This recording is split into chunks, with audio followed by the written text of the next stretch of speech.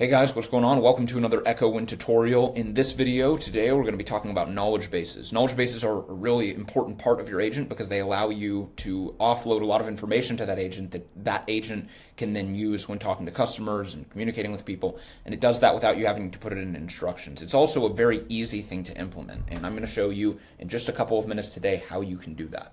So the first thing you're going to want to do if you are in your echowin website is go over to access the portal. Once you're within the portal, you're going to go over to train your agent. And under train your agent, it should be the second tab under there. It's called knowledge base. You click on that, and we have three different types of knowledge that we use. So you can use Q&A references, and this is going to be really specific. We'll go over this in just a second. Then you have web pages, which is where you can upload an actual link. And then you have documents, which is where you can literally upload a PDF document. And so all of these have a unique feature, and they're useful for different things. And I'm just going to take you through how you can use them. So we can start, for instance, with documents. So I just created this sample PDF document today, but obviously you could have a lot more extensive of a document. If you have some company documents that kind of explain the ethos of what your company does, and you wanted for that to be available on your echowin agent, all you have to do is download that document, and then you would just kind of title it here. And then it's literally as easy as accessing your hard drive for just a second and providing it with access to that document. And then you click add document and it will upload it. It will take a second for the agent to train on it, and then you're done. The second kind that we can use are web pages. So for web pages, relatively simple.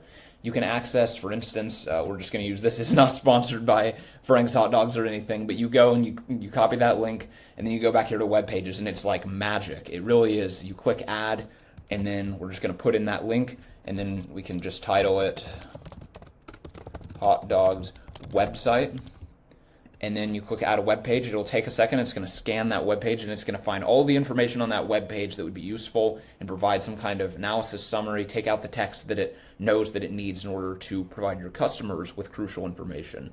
The third kind that we can use, and this is very manual, but this can be really helpful for specific kind of FAQs. If there's specific questions that you want for your agent to be able to answer that may be a little unwieldy to include in your documents, or you just want it to be more specific, you can go over to knowledge, and we could say, for example, what is your location, right? That's a pretty common question for people to ask about your business is, what street is it on? What's the address? Something like that. And you could just say, whatever address it's at.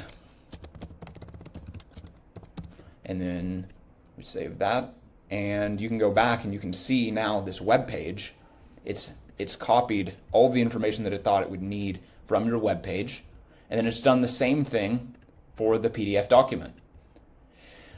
It has all of that information now subsequently in kind of this AI summary. And so your agent subsequently is able to access information on all of those different pieces of knowledge. And that's pretty cool.